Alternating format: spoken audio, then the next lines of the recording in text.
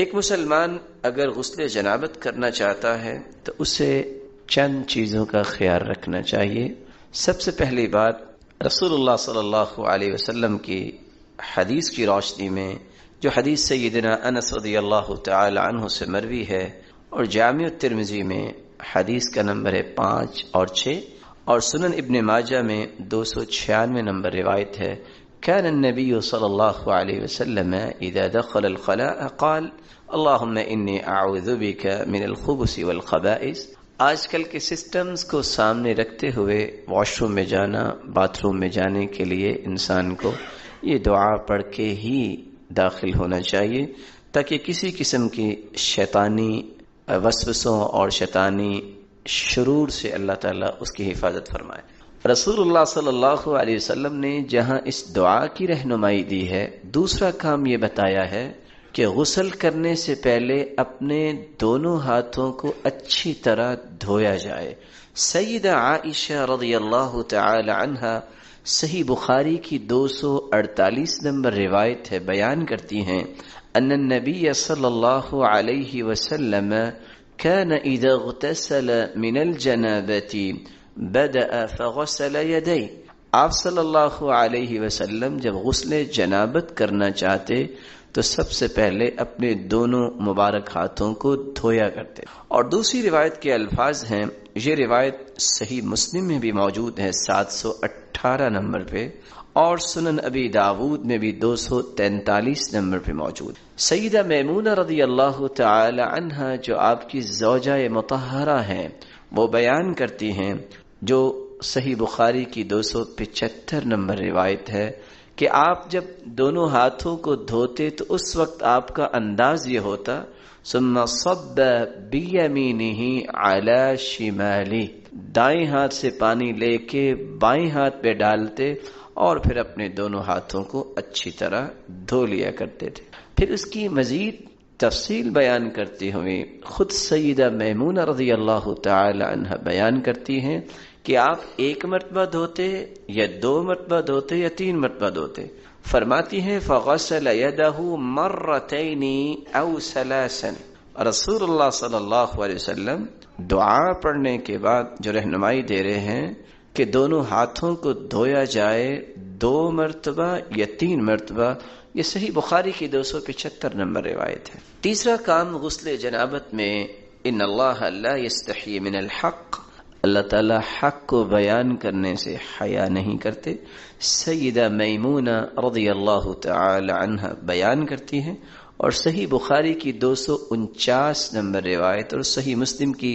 718 number روایت اور جامع ترمذی میں 104 نمبر اور سنن ابی داود میں 243 نمبر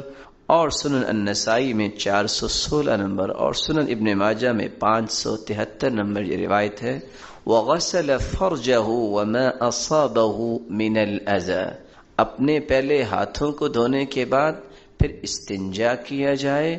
اور جہاں بھی جسم پہ کوئی علائش یا نجاست لگ گئی ہے تو وہاں سے اس کو دھو دیا جائے۔ چوتھا کام جو رسول اللہ صلی اللہ علیہ وسلم نے سمجھایا ہے، اپنے ہاتھوں کو دوبارہ سے مٹی پہ رگڑ کر صاف کرنا استنجا کے بعد۔ سیدہ میمونہ رضی اللہ تعالی عنہا ہی روایت کرتی ہیں، اور یہ روایت صحیح بخاری کی 265 نمبر اور صحیح مسلم کی 722 نمبر اور جامع ترمذی میں 573 نمبر اور سنن ابی داود میں 245 نمبر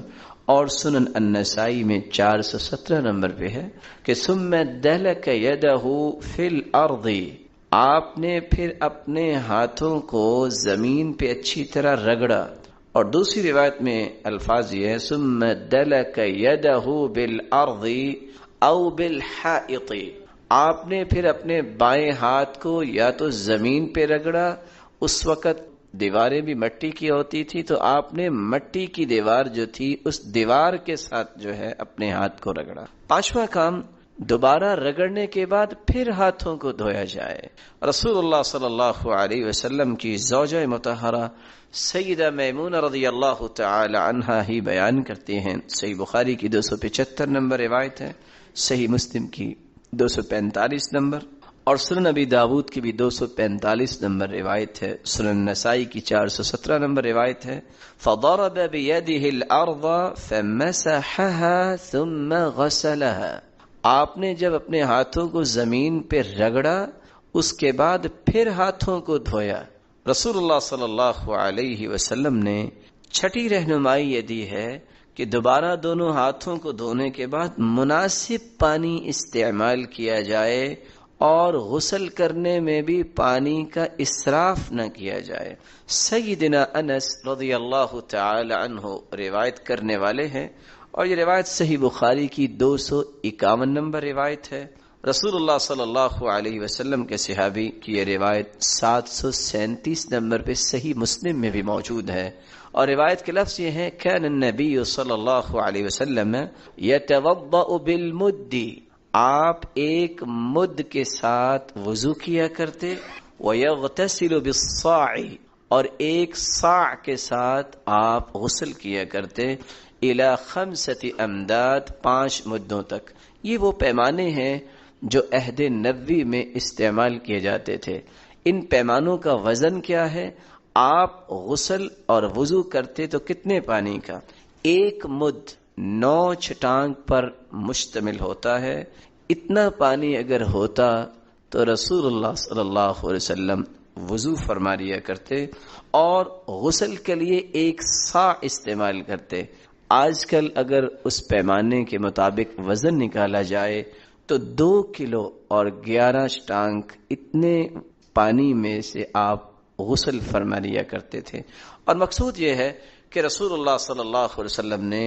پانی کا اسراف نہیں کیا۔ رسول اللہ صلی اللہ علیہ وسلم نے جب غسل کیا تو رسول اللہ صلی اللہ علیہ وسلم نے 7واں کام یہ سمجھایا کہ تمہیں وضو کرنا ہے جس طرح نماز کے لیے وضو کیا جاتا ہے۔ رسول اللہ صلی اللہ علیہ وسلم کی زوجہ مطہرہ عائشہ رضی اللہ تعالی عنہا ہی روایت کرتی ہیں، اور یہ روایت صحیح بخاری کی 248 نمبر اور 718 نمبر صحیح مسلم کی روایت ہے، اور جامع الترمذی میں 104 نمبر اور سنن ابی داود میں 241 نمبر اور سنن النسائی میں 418 نمبر پہ یہ روایت موجود ہے۔ ثم يتوضأ كما يتوضأ للصلاة، آپ صلی اللہ علیہ وسلم مناسب پانی لے کے غسل سے پہلے وضو کرتے جس طرح نماز کے لیے وضو کیا کرتے تھے۔ نماز کے لیے وضو کیا کرتے تھے۔ وضو کا طریقہ آپ نے سن لیا، لیکن یہاں ایک بات لکھ لی جائے بطور نوٹ کہ جب غسل جنابت کیا جاتا ہے تو وضو کے تمام اعمال کیے جاتے ہیں، لیکن سر کا مسح نہیں کیا جاتا۔ رسول اللہ صلی اللہ علیہ وسلم کی زوجہ مطہرہ سیدہ میمونہ روایت کرتی ہیں، توضأ رسول اللہ صلی اللہ علیہ وسلم وضوءہ للصلاة غیر رجلی، آپ نے وضو کیا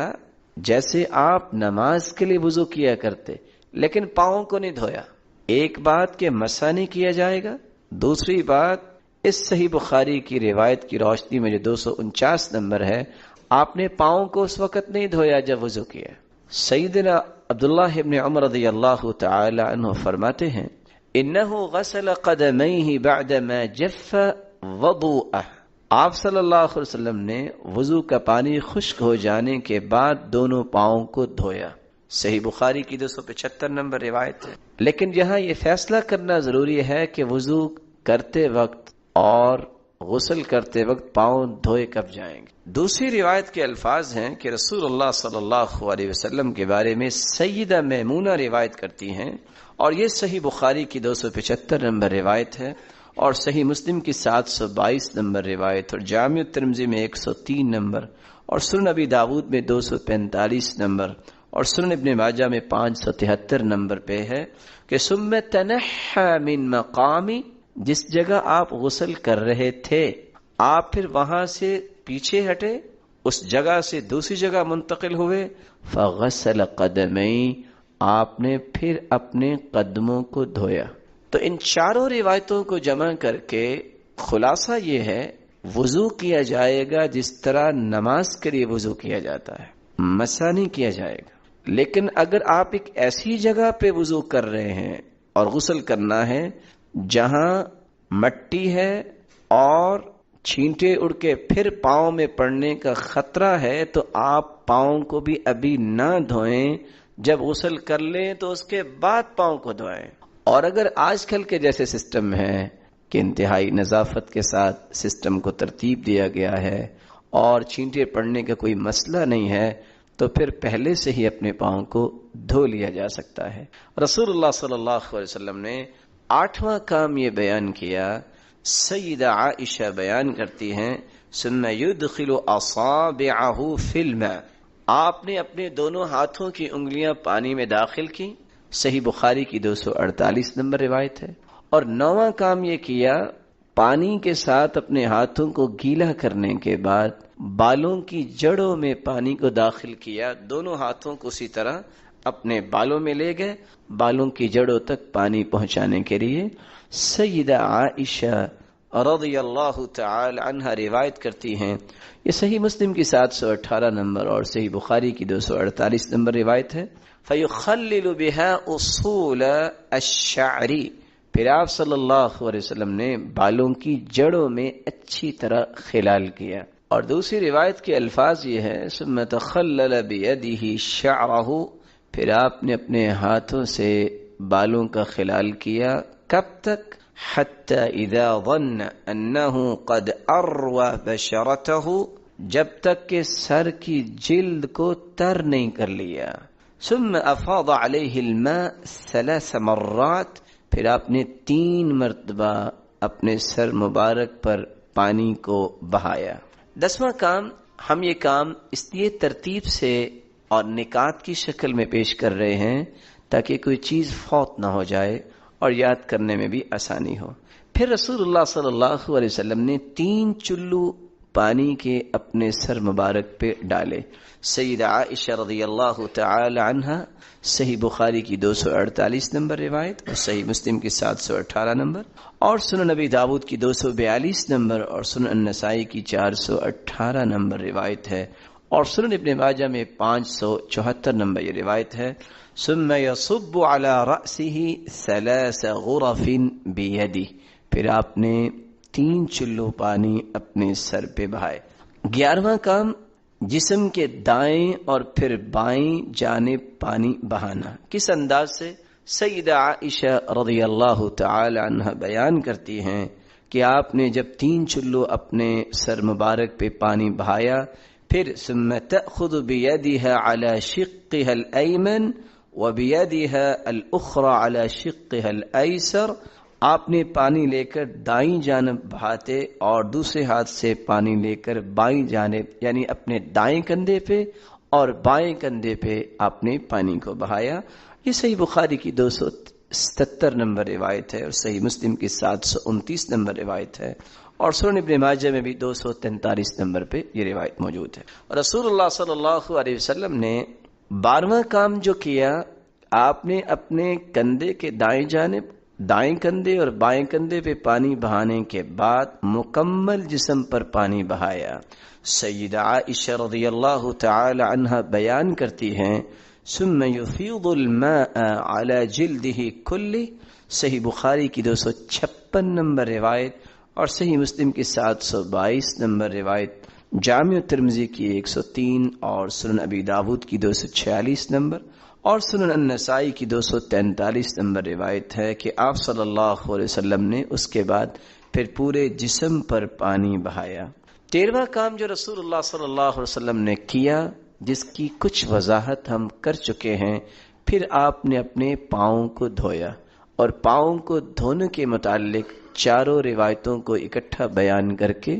خلاصہ پیش کیا جا چکا ہے کہ اگر ایسی جگہ پہ آپ کھڑے ہیں کہ آپ کے پاؤں پہ چھینٹے پڑنے کا اور مٹی ہے، اس طرح کی کیفیت ہے، تو پھر پاؤں کو آخر میں دھویا جائے، اور اگر ایسی کیفیت نہیں تو پھر جب وضو آپ کر رہے ہیں تو اس وقت بھی آپ پاؤں کو دھو سکتے ہیں۔ 14واں کام یہ کیا، رسول اللہ صلی اللہ علیہ وسلم نے غسل کرنے کے بعد خوشبو استعمال کی۔ سیدہ عائشہ رضی اللہ تعالی عنہ روایت کرتی ہیں اور صحیح بخاری کی 258 نمبر روایت ہے اور صحیح مسلم کی 725 نمبر روایت ہے، كان النبی صلی اللہ علیہ وسلم اذا اغتسل من الجنابہ، آپ جب جنابت کا غسل کیا کرتے، دعا بشیء نحو الحلاب، تو آپ خوشبو منگواتے اور اس کو استعمال کیا کرتے۔ رسول اللہ صلی اللہ علیہ وسلم نے 15واں کام یہ کیا، اپنے جسم کو ٹاول کے ساتھ نہیں بلکہ اپنے ہاتھوں کے ساتھ صاف کیا۔ رسول اللہ صلی اللہ علیہ وسلم کی زوجہ مطہرہ سیدہ میمونہ رضی اللہ تعالی عنہا روایت کرتی ہیں، صحیح بخاری کی 275 نمبر روایت ہے، فناولتہ ثوبا، میں نے آپ صلی اللہ علیہ وسلم کو ایک کپڑا دیا، فلم یأخذہ، آپ نے لیا ہی نہیں، فانطلق، آپ وہاں سے چلے، وہو ینفض بیدیہ، اور اپنے جسم مبارک سے اپنے ہاتھ سے پانی کو جھاڑ رہے تھے۔ اور دوسری روایت بھی سیدہ میمونہ رضی اللہ تعالی عنہا کی ہے، اور یہ روایت صحیح بخاری کی 259 نمبر اور صحیح مسلم کی 724 نمبر اور سنن ابی داود کی 245 نمبر ہے، جس میں روایت کے الفاظ یہ ہیں، ثم اتی بمندیل فلم ینفض بها، آپ صلی اللہ علیہ وسلم کو ٹاول دیا گیا لیکن آپ نے اس کو لینے سے انکار کر دیا، فلم ینفض بها، آپ نے لیا اور لے کے رکھ دیا اور اس کے ساتھ اپنے جسم مبارک کو خشک نہیں کیا۔ اور تیسری روایت کے الفاظ یہ ہے، فأتیتہ بخرقہ فلم یردھا، صحیح بخاری کی 2741 نمبر روایت ہے، رسول اللہ صلی اللہ علیہ وسلم کو ان کی زوجہ مطہرہ نے تولیہ پیش کیا تو آپ نے اس کو لینے کا ارادہ ہی نہیں کیا۔ تو 274 نمبر یہ روایت اور پچھلی دونوں روایتیں اس بات کی وضاحت کرتی ہیں کہ غسل جنابت کے بعد بہتر یہ ہے کہ اپنے جسم کو ٹاول سے صاف نہ کیا جائے بلکہ اپنے ہاتھوں سے پانی کو دور کیا جائے۔ اور اس کا سبب کیا ہے؟ عام غسل جب انسان کرتا ہے تو اس وقت رسول اللہ صلی اللہ علیہ وسلم نے ٹاول لیا ہے، وضو جب کیا ہے تو وہاں بھی آپ کو زوجہ مطہرہ نے تولیہ پیش کیا تو آپ نے اعضائے وضو کو اچھی طرح اس ٹاول سے صاف کیا ہے، لیکن اس موقع پہ کیوں نہیں صاف کیا؟ آج ڈاکٹرز کی رپورٹ بھی یہی بتاتی ہے، جو کائنات کے سب سے بڑے طبیب نے 1400 سال پہلے امت کو سمجھا دیا کہ ایسی کیفیت میں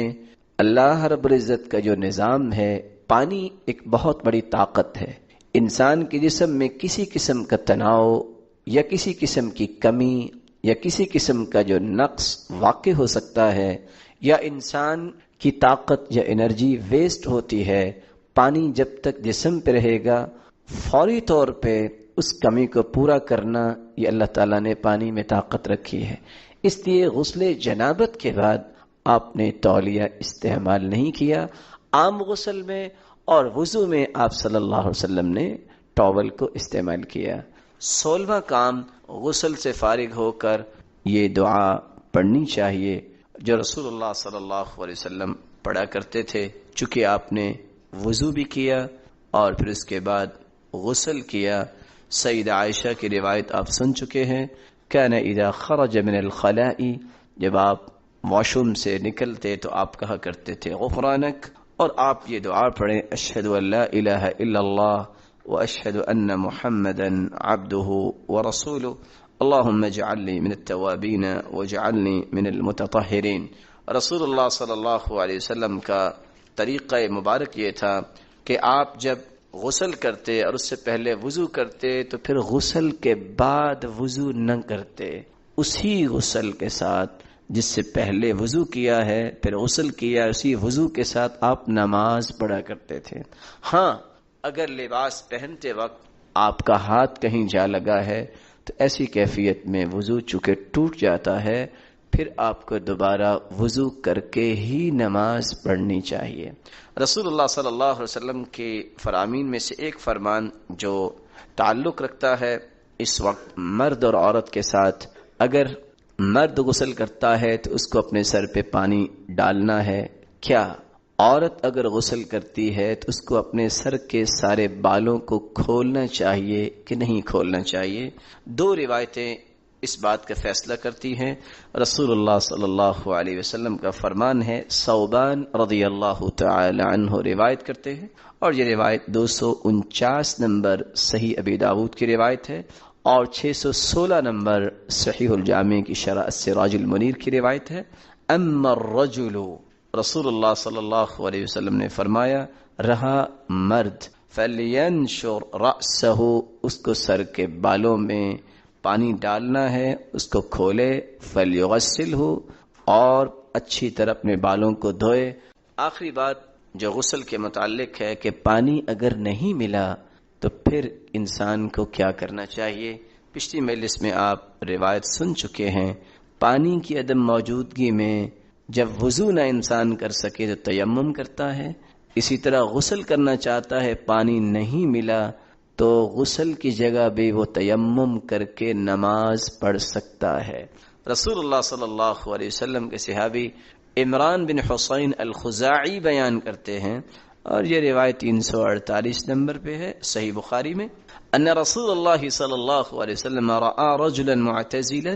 آپ صلی اللہ علیہ وسلم نے ایک آدمی کو دیکھا کہ وہ صحابہ سے الگ ہو کے بیٹھا ہے اور اس نے نماز نہیں پڑھی۔ فقال یا فلان ما منعك ان تصلي في القوم، آپ نے صحابہ کے ساتھ نماز کیوں نہیں پڑھی؟ فقال یا رسول اللہ اصابتنی جنابہ، سرتاج رسول میں جنبی ہو گیا تھا، ولا ماء، پانی نہیں ملا۔ قال عليك بالصعيد فانه يكفيك، اگر پانی نہیں ملا تھا تو تم مٹی سے تیمم کر لیتے اور تجھے کافی ہو جاتا، نماز کو لیٹ کرنے کا کیا معنی، اور تیمم کرو اور نماز پڑھ لو۔ تو رسول اللہ صلی اللہ علیہ وسلم کے اس فرمان سے پتہ چلتا ہے کہ اگر وضو کرتے وقت پانی نہیں ملا تو تیمم ہو سکتا ہے، تو غسل کرتے وقت بھی پانی نہیں ہے تو تیمم کر کے انسان نماز پڑھ لے۔ سب سے پہلا اصول جس کی آج تک مسلمانوں کو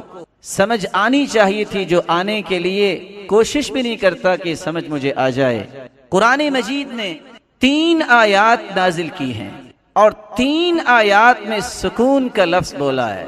اور چوتھے لفظ میں طمأنینت اور اطمینان کا لفظ بولا ہے۔ تو میں کسی گھر کے سکون اور خوشی کے اگر کھڑا کرنا چاہتا ہوں تو اس کے 4 پلرز ہیں۔ پہلا، فالق الإصباح وجعل الليل سكنا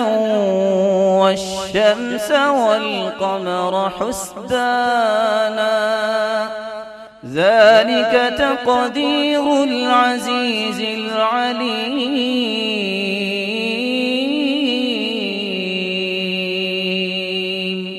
صبح کو پیدا کرنے والا بھی اللہ ہے، وجعل اللیل سکنا، رات کو اللہ تعالیٰ نے سکون کا باعث بنایا۔ اور دوسری جگہ فرمایا وجعل لکم من بیوتکم اللہ الذی جعل لکم من بیوتکم سکنا، اللہ تعالیٰ وہ ہے جس نے تمہارے گھروں کو سکون بنا۔ اور تیسری جگہ فرمایا وَمِنْ آيَاتِهِ أَنْ خَلَقَ لَكُم مِّنْ أَنفُسِكُمْ أَزْوَاجًا لِتَسْكُنُوا إِلَيْهَا وَجَعَلَ بَيْنَكُم مَّوَدَّةً ورحمة إن في ذلك لآيات لقوم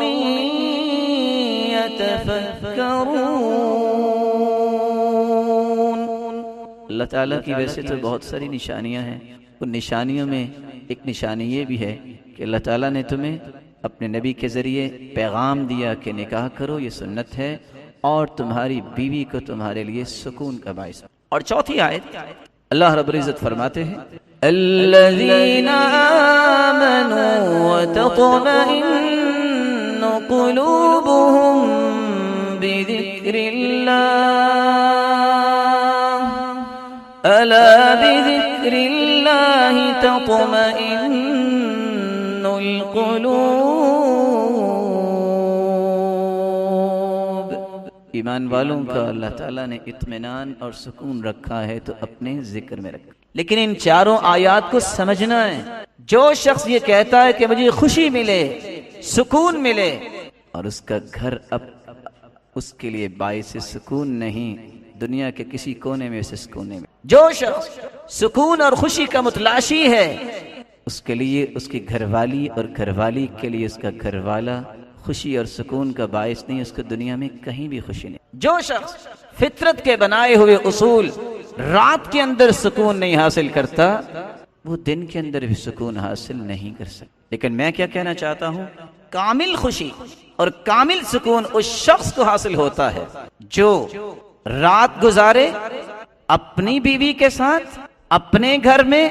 اور اللہ کا ذکر اور شکر اس کی عادت ہو۔ کائنات میں سب سے پرسکون اور خوشیوں کو اپنے دامن میں جمع کرنے والا یہی شخص۔ یہ شخص کہے، آپ دیکھ لیں دنیا کے بڑے بڑے ہوٹلز پہ چلے جائیں، جو گھر میں آپ کو سکون اور خوشی ہے وہ وہاں نہیں ہو سکتا۔ آپ دن کو 4 گھنٹے سو لیں، جو رات کی نیند میں لذت اللہ نے رکھی ہے، وَجَعَلْنَا اللَّيْلَ لِبَاسًا، اللہ تعالیٰ نے اس کو لباس بنایا ہے، وہ دن کی نیند میں نہیں ہے۔ دنیا جہان کے لوگ آپ کو سلیوٹ کرنے والے ہوں، لیکن جو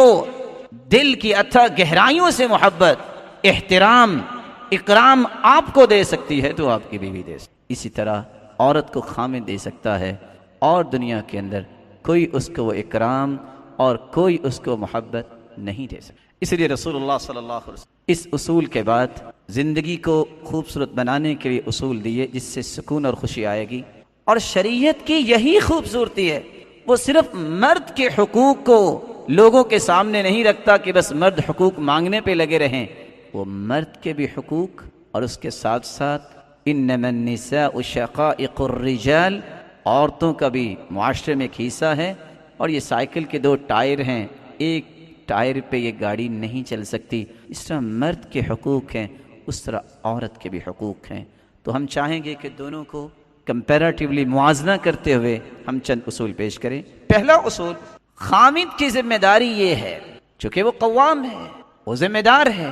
گھر اس نے بنایا ہے، کہ وہ اپنی بیوی کی تعلیم، دینی معاملات، تربیت، گھر کے اندر دینی ماحول پیدا کرے۔ رسول اللہ صلی اللہ علیہ وسلم اکیلے تہجد نہیں پڑھتے تھے، آپ تہجد کے لیے اٹھتے اور آواز دیتے، قومی یا عائشہ، قومی یا عائشہ فاوتری، عائشہ تم بھی اٹھو، تم بھی تہجد پڑھو۔ آپ آواز دیتے، ایقظوا صواحب الحجرات، ان حجروں والیوں کو اٹھاؤ، لکھے یصلین، یہ بھی تہجد پڑھیں۔ رب کاسیۃ فی الدنیا عاریۃ فی الآخرہ، کتنی عورتیں لباس